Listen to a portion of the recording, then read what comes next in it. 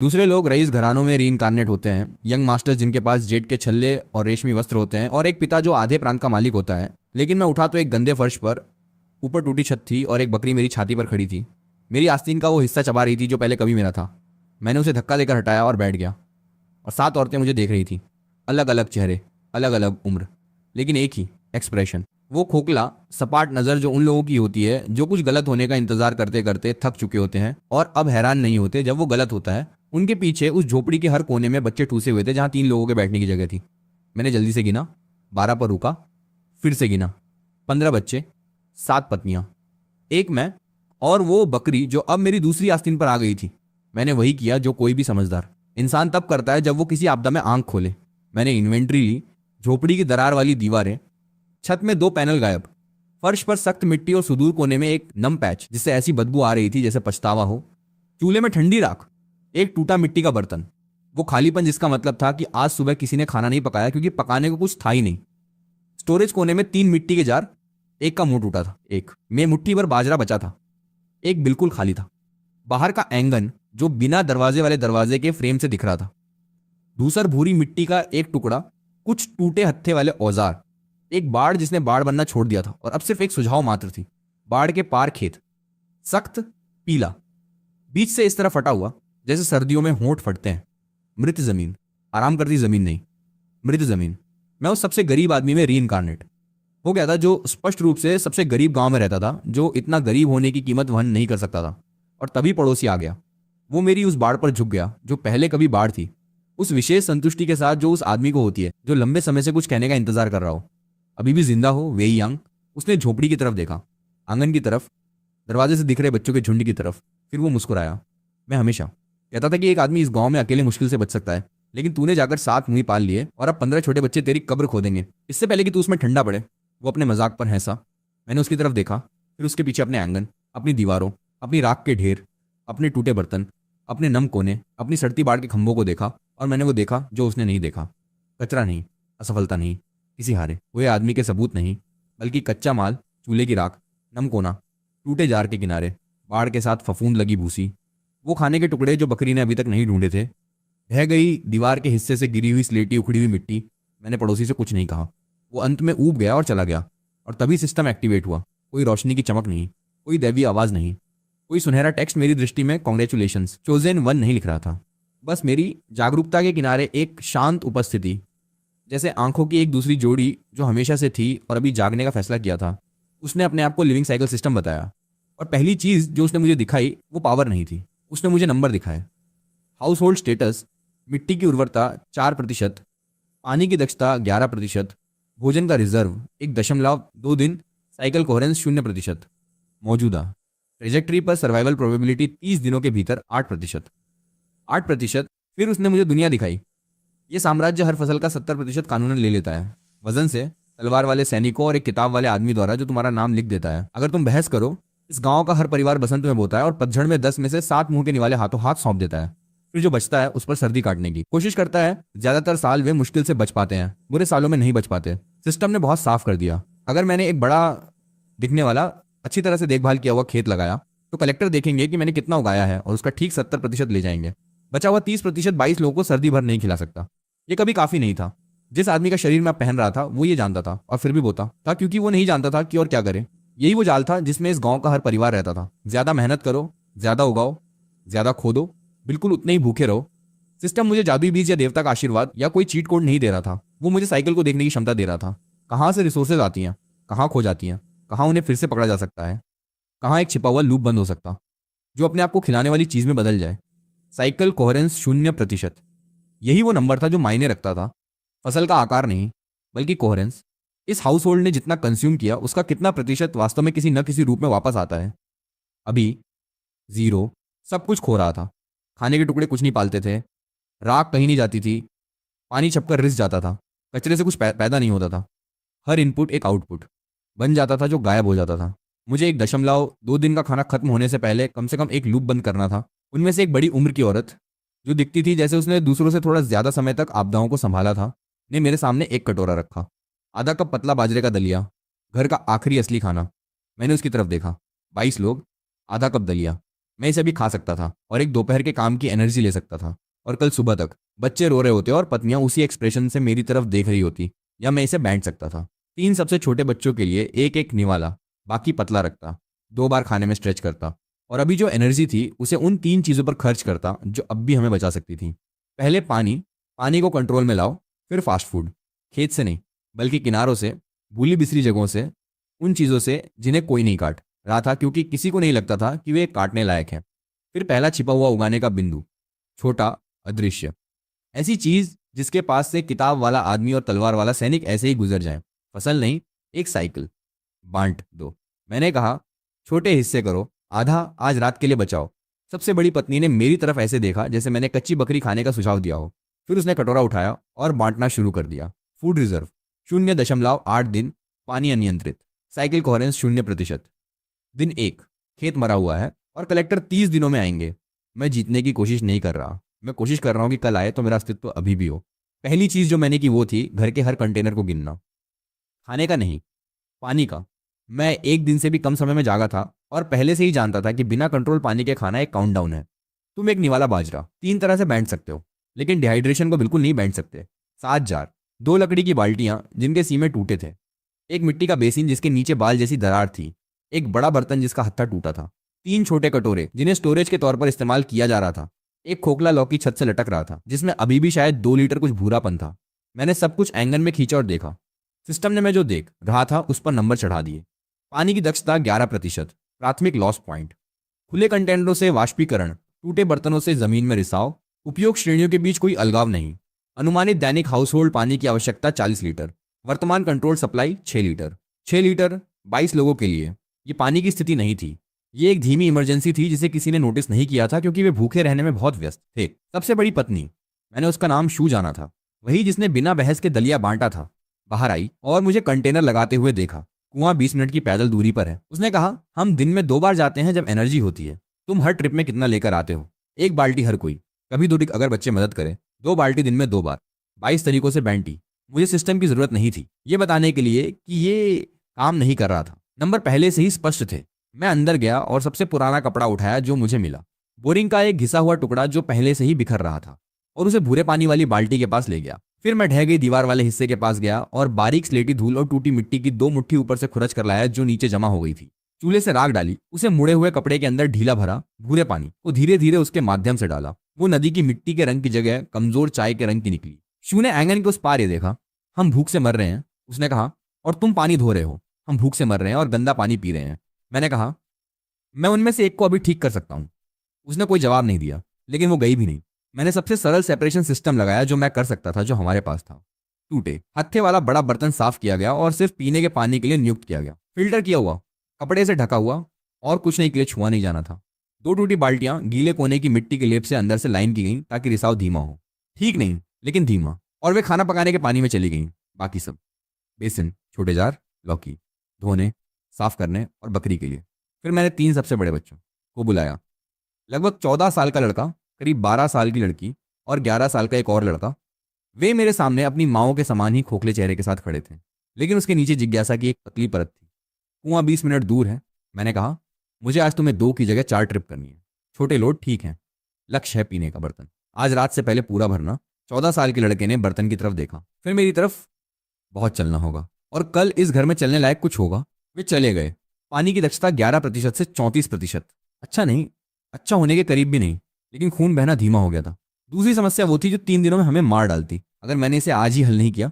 मैंने वो पत्नी ढूंढी जिसका नाम मेई था, झोपड़ी के पिछले हिस्से के पास, छोटी, शांत, उस विशेष प्रकार की स्थिरता के साथ जिसका मतलब था कि वो हमेशा देख रही थी। वेई यांग के पिछले वर्जन ने स्पष्ट रूप से ज्यादातर उसे नजरअंदाज किया था, जो उसका नुकसान था, क्योंकि जब मैंने पूछा कि पैदल दूरी के अंदर ऐसा क्या उगता है जिसे लोग बिना परेशानी के नहीं काटते, तो उसकी आंखें बदल गईं। वो जानती थी, वो हमेशा से जानती थी। उससे बस पूछा नहीं गया था।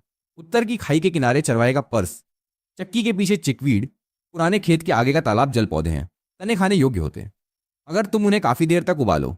बारिश के बाद हर जगह घोंगे होते हैं और 4 दिन पहले बारिश हुई थी तो वे अभी दीवार के पास पत्थरों के नीचे होंगे। मैंने उसकी तरफ देखा। ये इकट्ठा क्यों नहीं कर रहा कोई? उसने मुझे उस एक्सप्रेशन से देखा जिसका मतलब था, क्योंकि इस गांव के लोगों ने तय कर लिया है कि खाना कैसा दिखता है और ये वैसा नहीं है। मैं उसे और 2 बीच के बच्चों को ले गया और हमने सुबह घर से आधा किलोमीटर के दायरे में हर किनारे और भुलक्कड़ कोने में चलकर बिताया। चरवाहे का पर्स, चिकवीड, 3 तरह की खाने योग्य जड़ जिनका नाम मैं नहीं बता सकता था, लेकिन मैं ही बता सकती थी। एक सड़ते हुए बाड़ के खंभे पर छोटी मशरूमों का एक गुच्छा, जिसकी उसने ध्यान से जांच की और मंजूरी दी। तालाब के पौधों के तनों की 2 मुट्ठी और उत्तर की दीवार के पास पत्थरों के नीचे घोंघे, बहुत सारे घोंघे। बच्चों को यह घिनौना लगा। मैंने उनसे कहा कि घिनौना तुम्हें जिंदा रखता है। इस बीच मैंने छोटे बच्चों को घर के हर पुराने बैग, बोरी और स्टोरेज कंटेनर को झाड़ने भेजा। नतीजे मामूली लेकिन असली थे। एक बोरी से मुट्ठी भर बाजरे की धूल, एक जार के नीचे सूखी सेम की गांठ जो छूट गई थी, स्टोरेज कोने में मलबे के नीचे दबे 6 छोटे तारों के कंद जो किसी ने नोटिस नहीं किए थे क्योंकि वे मुट्ठी भर के आकार के थे और मिट्टी से ढके हुए थे। देर दोपहर तक हमारे पास साग, जड़ें, घोंघे, मशरूम, तालाब के तने और छोटा बाजरा और सेम का भंडार था। ये खाना नहीं था, ये खाने के घटक थे। मैंने शू से कहा कि सूप बनाए, सब कुछ एक साथ बर्तन में। उसने ढेर की तरफ ऐसे देखा जैसे मैंने उसे खरपतवार की टोकरी पकाने को कहा हो, जो उचित था क्योंकि लगभग आधा चीज वही थी। फिर उसने सूप बनाया। पड़ोसी की पत्नी, गोल चेहरा, तेज आवाज, ऐसे व्यक्ति की तरह जो सार्वजनिक रूप से जोर से दान करती है और निजी तौर पर हरदाना गिनती है। बाढ़ पर झुक गई जब खुशबू तैर रही थी। क्या तुम अपने परिवार को खरपतवार और घोंघे खिला रहे हो? वेई यांग, तुम पूरी तरह से पागल हो गए हो। तुम्हें पता है इस घर के बच्चे तालाब की कीचड़ और गंदी पत्तियां खाकर बड़े होंगे। उस शाम मेरे 15 बच्चों ने खाना खाया। काफी नहीं, लेकिन उन्होंने गर्म खाना खाया और बिना रोए लेट गए। पड़ोसी की तरफ से बाढ़ के पार मैंने थोड़ी देर बाद सुना। एक बच्चा असली भूख के विशिष्ट उच्च स्वर के साथ चिल्ला रहा था और एक आवाज कह रही थी कि कल तक कुछ नहीं बचा। मैंने कुछ नहीं कहा, मुझे कहने की जरूरत नहीं थी। दिन 2, भोजन की स्थिति 1.8 दिन। आज सुबह से बेहतर। काफी नहीं। तीसरा कदम वो था जिसने मेरी पत्नियों को इस तरह देखा जैसे मुझे चिकित्सा की आवश्यकता है। भोजन के बाद मैं घर के पीछे सबसे कम इस्तेमाल वाले कोने में गया। पिछली दीवार और पुराने कचरे के ढेर के बीच की जमीन का वो टुकड़ा जो खरपतवार से भरा हुआ था और थोड़ा धसा हुआ था, जहां छत से पानी बहता था, वहां कोई नहीं जाता था। कलेक्टर जब आएंगे तो आंगन और खेत में चलेंगे, वे पिछले कोने में नहीं चलेंगे। उस कचरे के ढेर के पीछे जिससे वैसी बदबू आ रही थी जैसे वो उस समय से जमा हो रहा था जब वेई यांग पैदा हुआ था। मैंने खुदाई शुरू की। गहरी नहीं, चौड़ी नहीं, एक बड़ी सोने की चटाई के आकार का गड्ढा, शायद आधा हाथ गहरा। शू कोने के आसपास आई और रुक गई। क्या कर रहे हो तुम? गड्ढा बना रहा हूं, वो देख सकती हूँ। क्यों? रसोई जो कुछ भी फेंकती है अब से यहां जाएगा। सब्जी के छिलके, छिलके, सड़ी पत्तियां, खाने का कचरा, लकड़ी की राख, और वो भी जो बकरी पैदा करती है। एक बहुत लंबा विराम।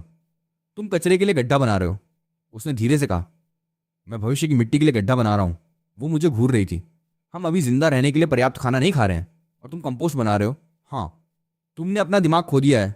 दूसरों को बता दो, जो कुछ भी सामान्य रूप से फेंका या जलाया जाता है वो गड्ढे में जाएगा। सब कुछ गीला और ऑर्गेनिक। सूखी राख अलग रखना उस टूटे जार में। मैंने इशारा किया।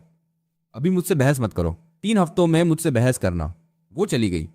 मैंने उसे अंदर दूसरों से बात करते सुना। स्वर सहायक नहीं था, लेकिन अगली सुबह पहले सब्जी के छिलके गड्ढे के किनारे पर दिखाई दिए। लोग योजना पर संदेह करेंगे, वे फिर भी उसका पालन करेंगे अगर विकल्प बदतर हो। चौथा कदम सबसे छोटा और सबसे महत्वपूर्ण था। मैंने मुख्य खेत को नहीं छुआ। मेरा कोई इरादा नहीं था मुख्य खेत को छूने का। मुख्य खेत एक जाल था, एक बड़ी दिखने वाली सतह जो एक मापने योग्य फसल पैदा करेगी, जिसे तराजू और किताबों वाले आदमी मापेंगे और उसका 70% ले जाएंगे। मैंने जो भी खुले तौर पर वहां उगाया वो साम्राज्य के लिए उगाया, लेकिन पिछला कोना जहां मैंने कंपोस्ट गड्ढा खोदा था वो सड़क से अदृश्य था।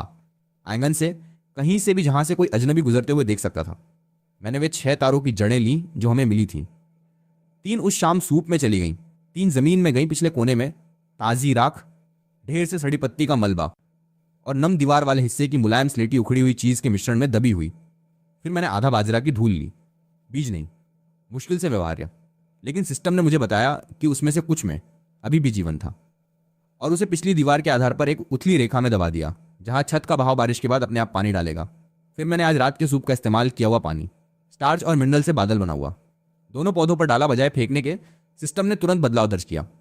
साइकिल कोहेरेंस 0% से 3%, पहला छिपा हुआ growth node active, kitchen waste compost pit, back plot, छत का पानी, दीवार के आधार पर रोपण, साइकिल दक्षता न्यूनतम, साइकिल स्थिति जिंदा 3%। यह संख्या शर्मनाक थी, लेकिन ये आज सुबह 0 थी। उस रात मैं सबके सो जाने के बाद आंगन में बैठा और असली नंबर चलाए। भोजन, वर्तमान खपत पर 1.8 दिन का रिजर्व, छिपा हुआ प्लॉट। तारो, शुरुआती बाजरा, पहली पैदावार 20 से 25 दिनों में।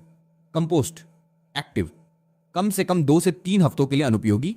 पानी कंट्रोल्ड, 34% दक्षता।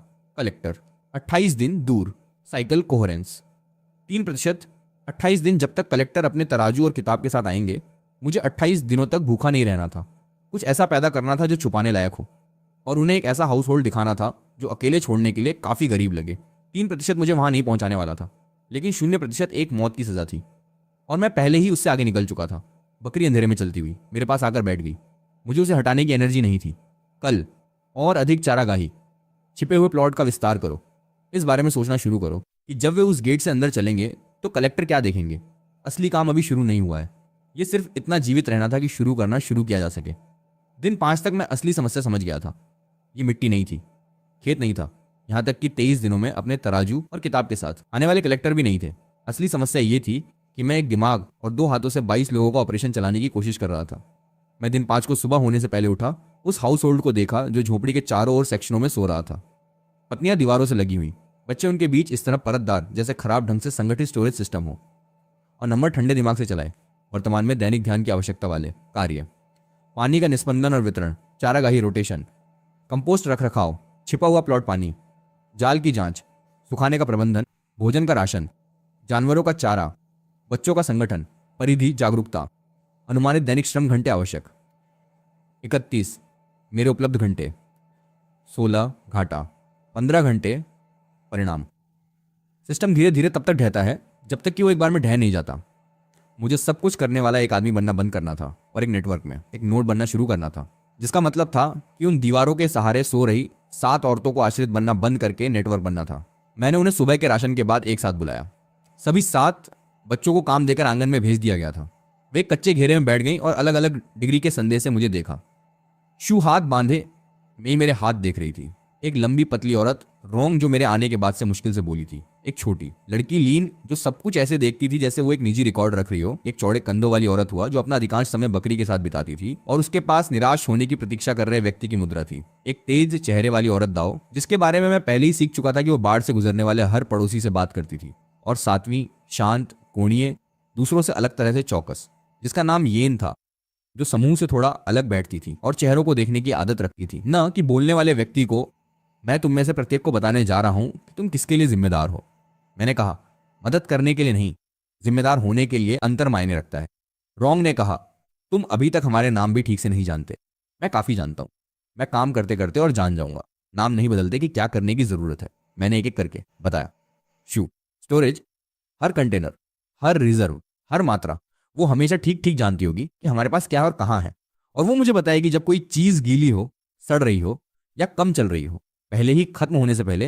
लीन, बच्चे, खिलाने का शेड्यूल, सोने का रोटेशन, छोटे बच्चों के लिए कार्य निर्धारण, बीच वाले बच्चों को चलते रखना। अगर कोई बच्चा बेकार बैठा है तो ये लीन की समस्या होगी। हुआ जानवर और भविष्य के जानवर। बकरी वर्तमान में पौधों के अलावा हमारी एकमात्र जीवित संपत्ति थी। वो उसका चारा, उसका स्वास्थ्य, उसका आउटपुट प्रबंधित करेगी, और वो और मुर्गियों जब तक हो ऐसी किसी भी छोटी चीज की तलाश शुरू करेगी जो स्क्रैप को अंडे या मांस में बदल सके। मेई, छिपा हुआ फूड नेटवर्क, चारागाही मार्ग, जंगली फसल, खाने योग्य पौधे, औषधीय जड़ी बूटियां। वो पहले से ही इस परिदृश्य को सबसे अच्छी तरह जानती थी। उसका काम यह था कि वो जो जानती थी उसका विस्तार करती रहे और ऐसी चीजें वापस लाए जिन्हें कोई और सोचेगा भी नहीं। दाओ, सूचना और आदान प्रदान। वो वैसे भी सबसे बात करती थी, अब वो एक उद्देश्य के साथ करेगी।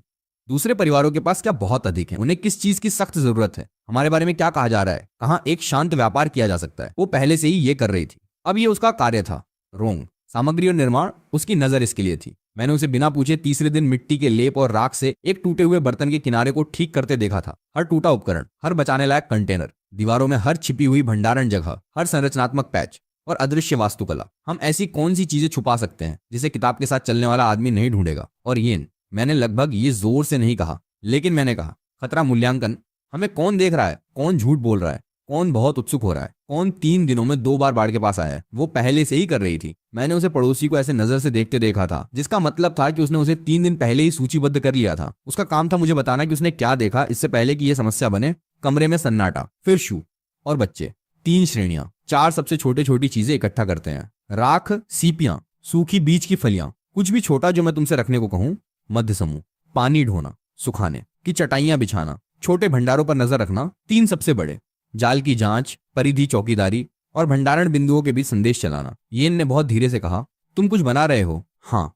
क्या? ऐसा कुछ जो बाहर से कुछ भी नहीं लगता। परिणाम रातों रात नहीं आए, लेकिन वे मेरी उम्मीद से तेज आए, क्योंकि सच्चाई ये थी कि ये औरतें शुरू से ही सक्षम थीं। बस उनके पास सक्षम होने के लिए कोई ढांचा नहीं था। शू एक लगभग सही स्मृति निकली। 2 दिनों के भीतर वो बिना देखे मुझे बता सकती थी कि घर के हर कंटेनर में कितना कुछ है। मेई ने चारागाही के नक्शे का विस्तार किया जिसमें 3 नए पैच शामिल थे जो मुझे नहीं मिले थे। हुआ ने खुद के साथ बातचीत की कि बकरी के चारे के स्क्रैप को कंपोस्ट ढेर के बाहरी भूसी से पूरक किया जा सकता है, जिससे गड्ढे के लिए बेहतर सामग्री मुक्त हो गई। दाओ दिन 7 को जानकारी के साथ वापस आई कि 3 घर नीचे एक परिवार के पास उपयोग से अधिक सूखी फलियां थीं और वे नमक के बदले चुपचाप व्यापार करना चाह रहे थे। हमारे पास मेई द्वारा इकट्ठा की गई एक छोटी सूखी जड़ी बूटी की गठरी थी। हमने व्यापार किया।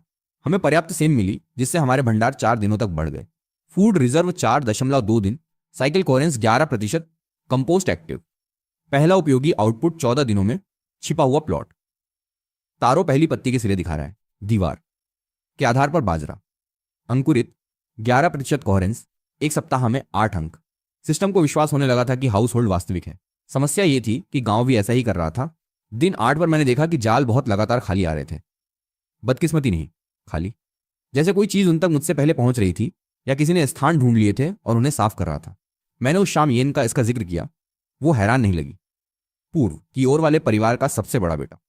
उसने कहा, वो सुबह से पहले उस रास्ते पर चल रहा है। मैंने उसे 2 बार देखा है। तुमने मुझे नहीं बताया। मैं अभी बता रही हूं। मैं पहले सुनिश्चित होना चाहती थी। ये मैंने फैसला किया, सही प्रवृत्ति थी। संदेह की रिपोर्ट मत करो, पैटर्न की रिपोर्ट करो। मैंने उस रात 3 जाल हटा दिए और 2 उनके मूल स्थानों पर छोड़ दिए, लेकिन मूल में चारे को किसी ऐसी चीज से बदल दिया जो सही गंध देती थी लेकिन खाने लायक नहीं थी, और प्रत्येक से लगभग 4 कदम पहले रास्ते पर टखने की ऊंचाई पर एक पतला काला रेशा जोड़ दिया। मैंने सबसे बड़े लड़के 14 साल के चेन को, जो तेज और गंभीर था, को यह कहकर भेजा कि वो उस रास्ते पर सुबह होने पर चले और बिना कुछ छुए वापस आए। वो दिन 9 पर वापस आया और रिपोर्ट किया कि दोनों मूल जाल छेड़े गए थे। एक पर रेशा टूटा हुआ था, कोई अंधेरे में चला था। मैं सीधे उनके पास नहीं गया। मैंने इंतजार किया। दिन 10 की शाम को मैं आंगन में सूखी जड़ी बूटियां छांट रहा था। तभी पड़ोसी, वही तेज हंसी वाला जिसने कहा था कि मैं अपने बच्चों को उनकी कब्रों तक खिलाऊंगा, बाढ़ के उस अंतराल पर आया जो गेट का काम करता था। उसका बेटा उसके साथ नहीं था।